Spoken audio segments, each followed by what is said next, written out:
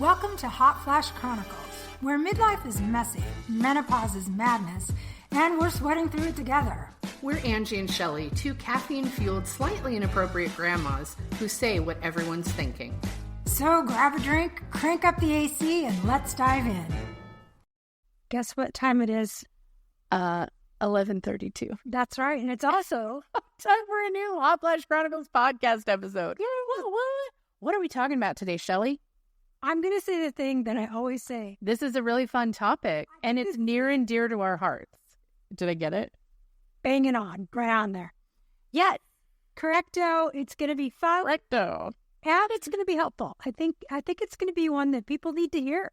I'll tell you what, we talked about this last week just at like a little friend date we were having, and I was needing it because I was going through a hot minute. And it was super helpful to me. So that's when I said we should talk about this on the pod. Yeah. Right? Absolutely. And just to let you guys know what it is, since you're waiting with bated breath. They're just like on the edge of their seats. And now we have a commercial break. Yeah. Now, it's a life journey. And what this is about is earning and spending credits. And we're going to explain what that means. Yeah. Because there are different stages of your life where you're going through different things and you're capable of maybe achieving some things or doing some things, and they might be really hard. And then there's times later in your life where you kind of need to step off the gas and appreciate where you are and how much work you put into getting. Totally. So I think as 50-plus-year-old women now, women in our 50s. Women in our 50s. I think we're both in our 50s. We can go with that. We are, and we have done some things and earned some of our credits now. And, well, we have even more to earn, which is good to know. But as we kind of phase into these later parts of our life, it's about understanding that you get some moments to stop and smell the roses. Right. And that's sometimes hard to figure out when those are happening. For sure. And I think one of the big ahas for me last week when we were talking about it is we have different skill sets and different capabilities that are needed by people in our life at different stages in life. So like if you're in your 20s, 30s, like you might be asked to like make some meals or help watch the kids or help somebody move or give them a ride to the airport or things like that. And as we change through these chapters, our abilities change. So I am no longer in the category of people are asking me to help them move. Yeah. Right? And God, I hated that. Jeff was like, why did I buy a truck? Now everybody wants, but we're happy to help. Yeah. But we have different capabilities at different times in our life. So we can get to where we have sadness that we're no longer able as easily or if at all to do the things that were asked of us when we were in our 20s or 30s, like let's go to a yoga class. I'm not that friend. I don't think I was ever that friend. That's fair. But so if our family needs us for something, then it's going to change. When we're younger, if we have children, then they're going to need us to give them rides to things and make sure that they are bathed and clothed and fed and all those things.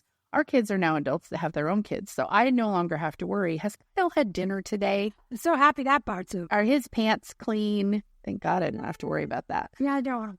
But now I'm in they went to buy a car this last week, and it was like, Mom, can you come to the dealership? Because I was in the car industry for almost 2 decades, and I understand the inner workings of how a car deal works. Mm-hmm. So now it's instead of like, Mom, I need a ride to soccer, or can you check my homework? It's, can you come to the dealership with me and make sure that we don't get got?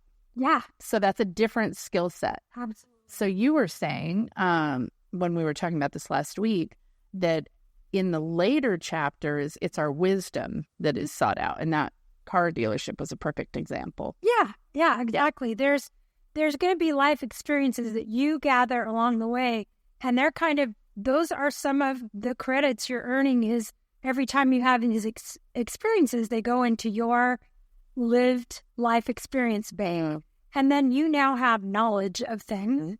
And then when other people are getting ready to do whatever said thing is, you can access those. And if they ask you for help, you're like, oh yeah, I remember when I did that. And here's what made it a lot easier for me. Let me smooth the path for you with some of this advice.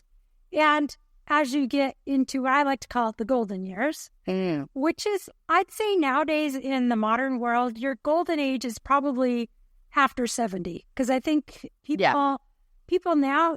50 is the new 30. Yeah. Maybe it's just because I'm 50. People have to work until they're like 67 or 70 now before they get to retire. Sadly. So I think I consider that golden age is kind of you're done with your work career life and you are retired and hopefully you have your family and friends around you. And this is a time when you get to impart your life stories and tell, of the wisdom that you've gained. So can you talk about the credit system that you brought up to me? That would be great because I had never heard it put this way and I thought it was really brilliant.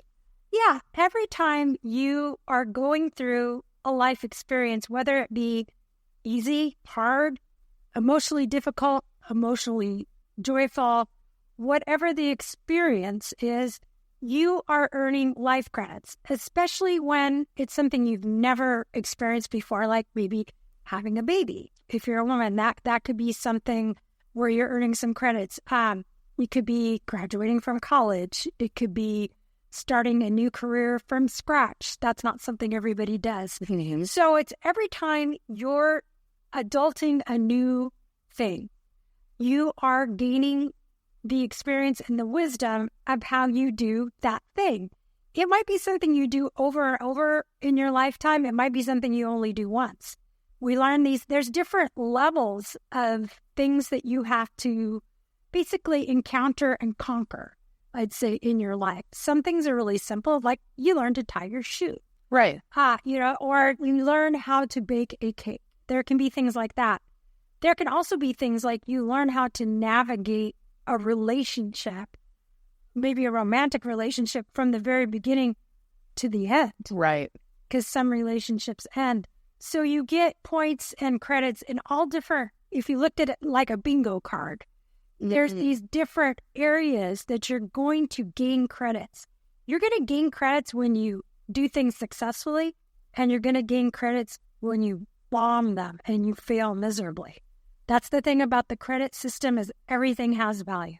The other thing that I thought when you said it is like we earn credits with people. Yeah.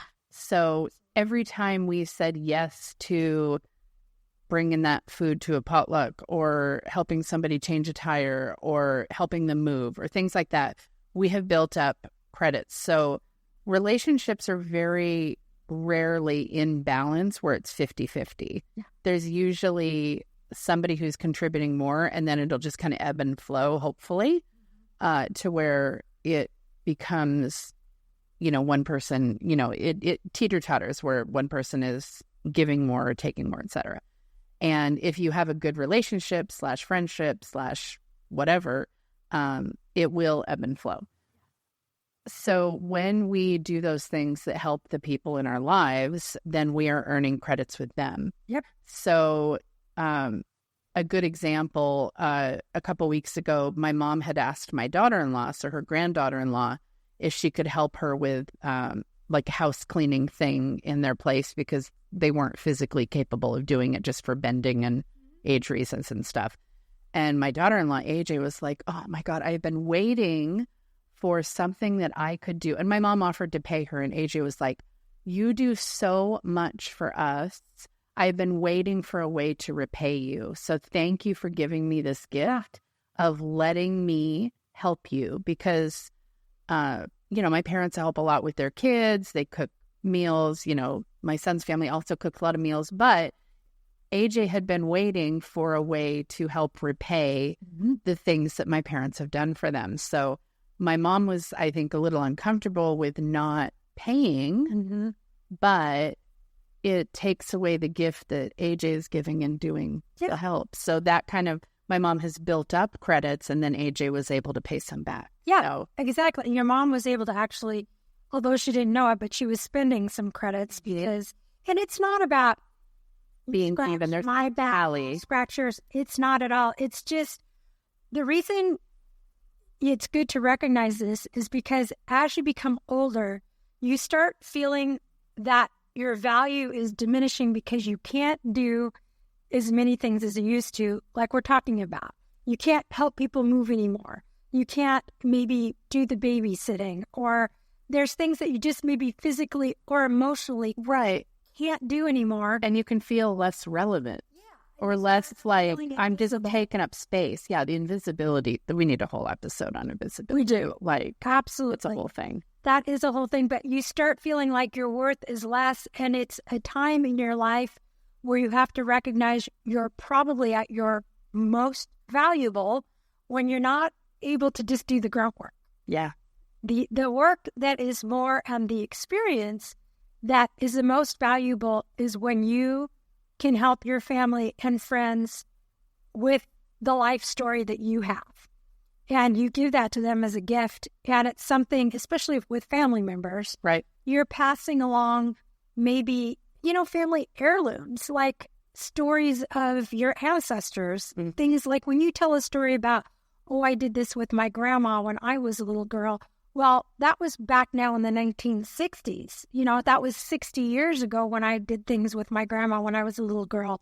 That's historical. Some of the things we did don't even exist anymore. So imparting your family members and your friends with things that you've learned from other family members, things that maybe have been passed down in your heritage, that becomes very valuable because we're the storytellers. We're the keepers of the flame.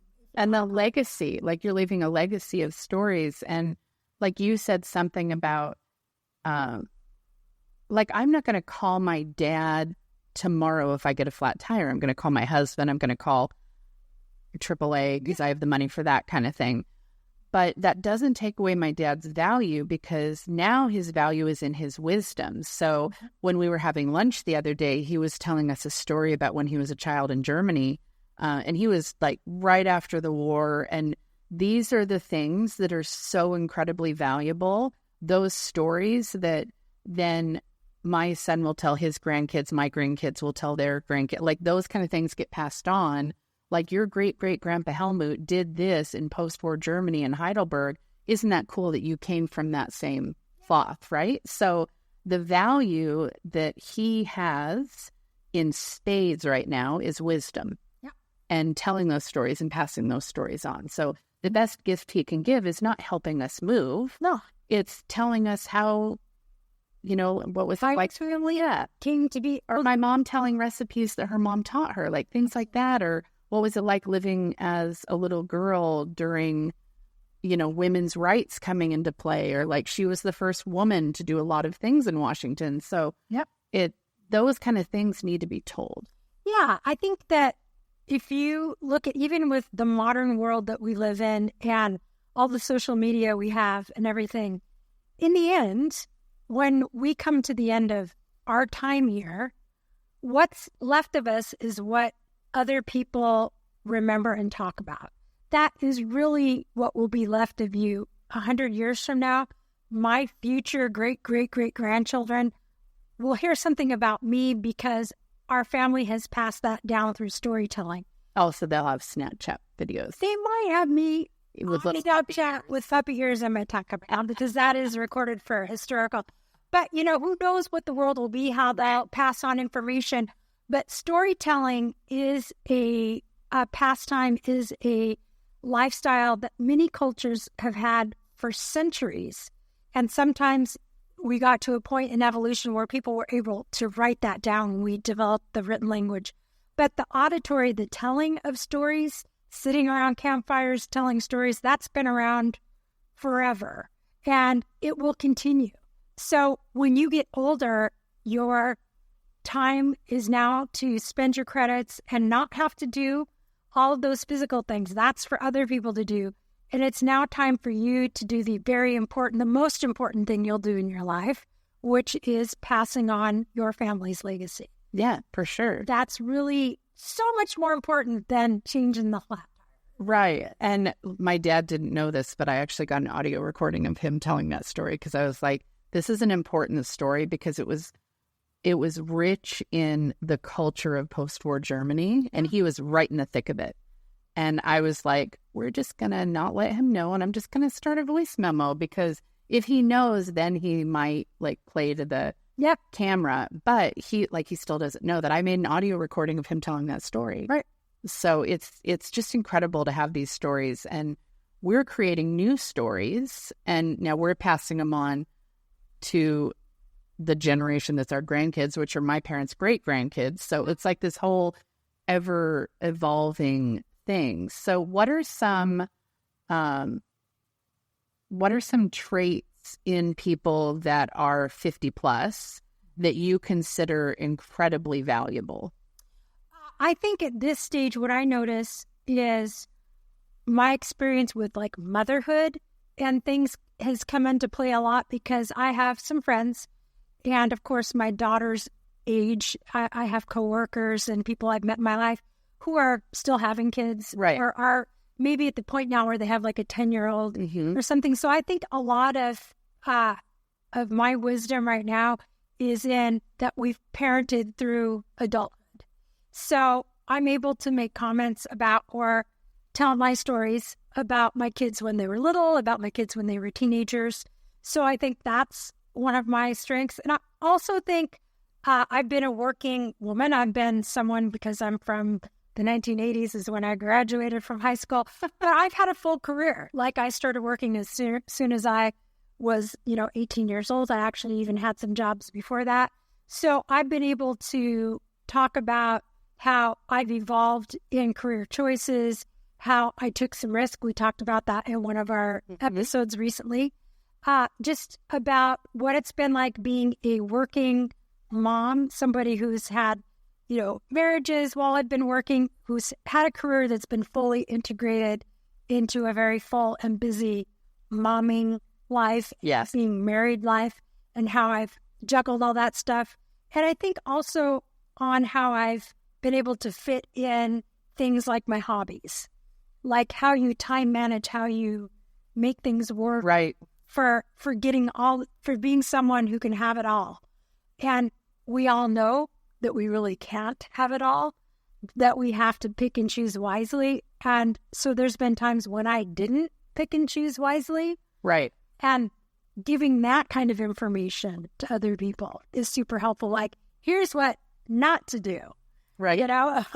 Don't do this. Wink, wink. Not because I know from my own personal experience, but just don't do it that way. So I think that's very valuable. Well, and I think it's interesting to celebrate the fact that we can transition into, when I was in my 20s, I didn't have the wisdom that I have now. Right. I didn't have the free time that I have now. I didn't have the flexibility that time-wise, not physically. I was definitely more flexible in my 20s. But we have all of these traits that there's a lot of freedom that comes later in life. And you realize that a lot of things aren't that deep. They're just not as serious as you thought they were. The popularity contest isn't important to me anymore. Nope. I would rather have a few really solid friends than 100 people think I'm kind of cool. Yeah. The depth of things is different. And I realized this weekend, I was doing my homesteading. I was like baking and canning and doing all this stuff. And I was like, I am such a grandma. And I love it. Like, I'm loving this time where it's a whole different set of skill sets. Mm-hmm. I wasn't interested in baking sourdough when I was 30. I had kids hanging off. We didn't have time. No. Yeah, that's the thing, is the amount of time you have and the way you spend it is different with each decade. Like, sure. As your kids get more independent, sometimes a little free time starts to ease up. When they're not in high school anymore and you're not having to go to all of the events all the time, you start getting more me time. And I feel like I didn't really even get into thinking that hard or that deeply about who I was as a person, probably until I was in my 40s. Mm. I don't even think I had time to spend on something like that. I couldn't spend any of my credits on self-awareness or, just self-actualization. Those weren't on the table for me at that time. Yeah, it's almost like we're given access and permission to celebrate ourselves and take some me time. And what do I want to do? What do I want? Like, I've been doing all of these things to make sure that the home is running. And, you know, my dad always said that he made the living and my mom made the living worthwhile. And I always loved that. That's a great. And making that living worthwhile, once you hit a certain age, there's more financial freedom, there's more time freedom to not have to worry so much about if everybody else is taken care of. And it's like, what do I want? What are my dreams? What's my bucket list? And hopefully you have a partner, if you have a partner. Hopefully your partner is accepting of that and encouraging of that. We both have spouses that are wildly supportive of all of our shenanigans. Yeah. We just booked a trip. We're going to be going in July for our birthday. We're going to go to Napa in California. And both of our husbands were like, you girls have fun. Yeah. Like, have a good time. Adios. Have fun. Write about it, maybe. Send a postcard or not. And they don't care. A postcard. Yeah. They know that we thrive when we're with each other, and they're happy that we get this time. So there's a freedom in that. And that comes because we earned all of those credits by working hard in early years to have the means to be able to do it now. I think when you think about your own children and they're growing up and you're the parent and you're thinking things like, I want them to have the best life. I want them to be so happy and to achieve all of their dreams and goals that they set. And we forget that we were those kids at one time and our parents wished all those things for us. And somewhere along the way, especially for women and probably for a lot of men too, when we become parents, all of a sudden, all of our hopes and dreams and all of our goals that we made for ourselves kind of disappear a little bit. But they're paused. Or they're on pause because we now have to nurture and grow this little human. Make sure they stay alive. So they can go and do all their things. And then I remembered when I was about 42 or 43, I remembered, oh, I was a little girl with hopes and dreams. And I had things I wanted to do and see in this world. And, oh, they've been on pause for 2 decades now.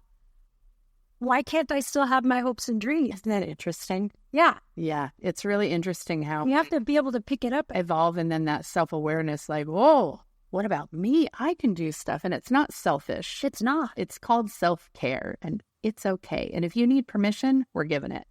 Totally, you have permission. Totally, you have. We are big on self-care, and self-care is not self-centered. Right. It's not narcissistic.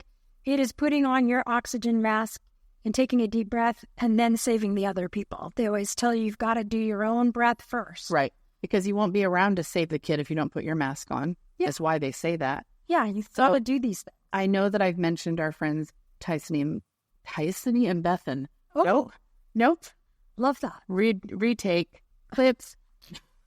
There won't be clips. We don't do that. We don't cut things. Tyson and Bethany, we were at their house for dinner the other night, Jeff and I.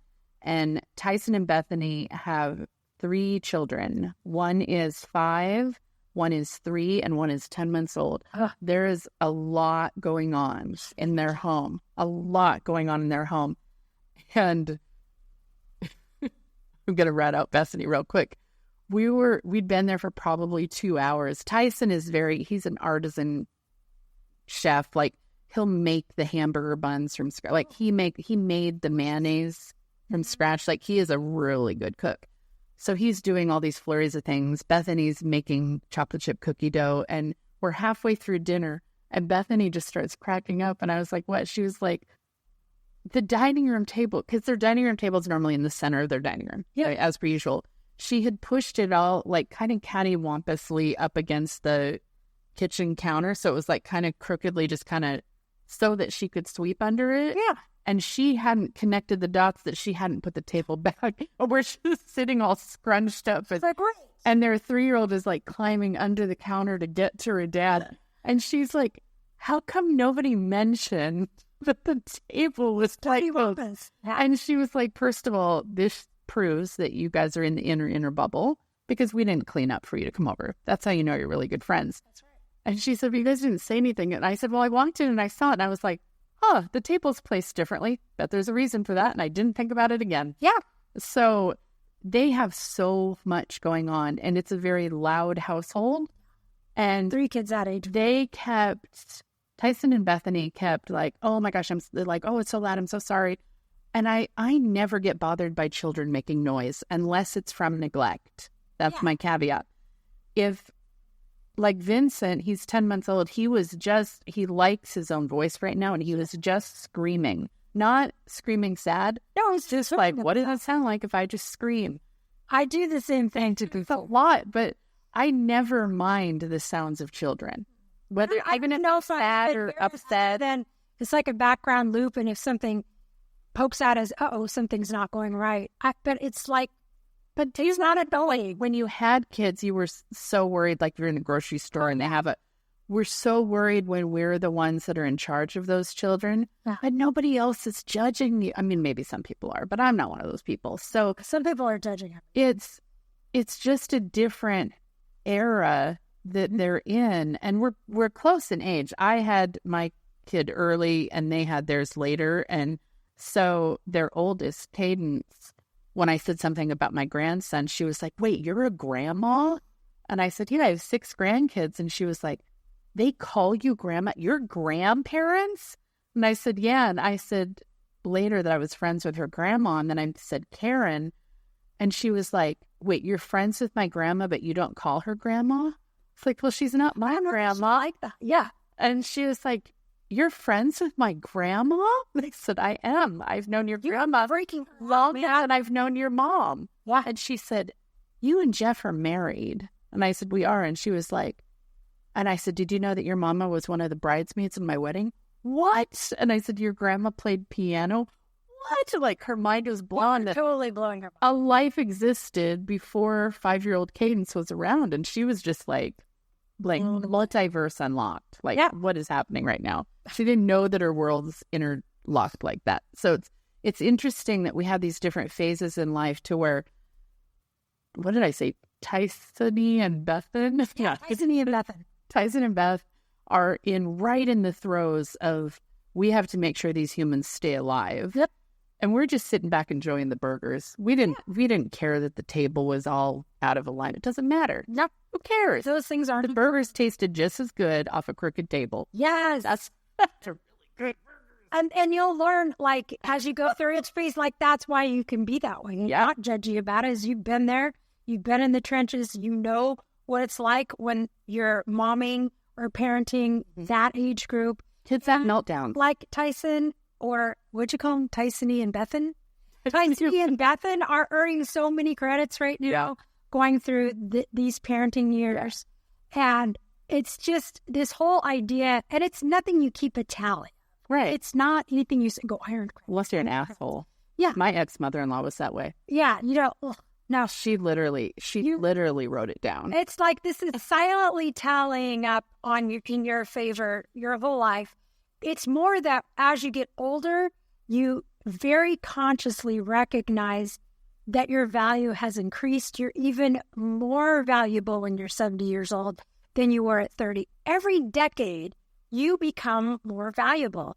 And I'm getting ready to go into a new decade. Mm-hmm. And I think about this last 10 years that has been my 50s. And I was telling my husband the other night, I'm like, this has been the best 10 years of my life. Isn't that amazing? And I'm like, I don't feel like I've peaked yet. And that's where you want to be. Right. No matter how old you are, you never want to think, oh, the best is behind me. No. I peaked back when I was 35 years old. No, I want to continue to think it's still in front of me. I haven't peaked yet. You know when I can peak? The last day I'm here on earth. Yeah. That's the day I want to peak. Yeah. I want me to go out in a blaze of glory, peaking like crazy. But I'm going to peak like mad. But until then, I'm not going to peak. I don't want to. I want to constantly see what's ahead in the distance. Exactly. Yeah. Yeah. It's the journey. So I haven't peaked yet. I'm looking forward to another 10 years of everything becoming more clear, of me learning even more about myself, of me teaching myself new things. So it's about, I'm going to start spending some of my credit. Yeah. I'm still earning them. They're still Lord is coming from a different bucket. They are. They're coming from wisdom. Yeah. Or freedom. Like we have a lot more financial freedom, time freedom, all of those things. And those things allow you to have life experiences. Yeah. And now we can help our kids. Like if they need help on something financially too, then we're here. And it's not that deep. To me, it's just money. Yeah. Money is just what does Sue say? It's a value metric. It is just a value metric. It is not the end all be all. No, it's not. Yeah. It's about life experiences. And you can have so many life experiences that don't cost anything, that are valuable, that enrich your life. And the whole idea here is you're never going to be invisible. You will always be viable, and you will always have something to offer. The things you have to offer are just going to change. That's it. Yeah. That's it. It's I love that. Simple. Full stop. Full stop. So we would like to know what you think your superpower is right now that is earning you credits, no matter what era or decade you're in. What is the thing that the people in your life value the most from you right now? And how do you feel about it? Yeah. So I want to know. Yeah, we want to know these things. Inquiring minds. What? Inquiring minds. So shall we wrap with our rapid fire question? We shall. This is becoming a really favorite of mine. And I'll be driving around during the week and I'll start thinking, but then I never remember what they would be. I think like, oh, I should ask that during rapid fire. And then I don't remember. Oh, wow. I know. That's because we have menopause brain. So that makes sense. Fair. Do you want to go first? I would love to go first. All right. We always start with a food one, apparently. So, red licorice or black? Red.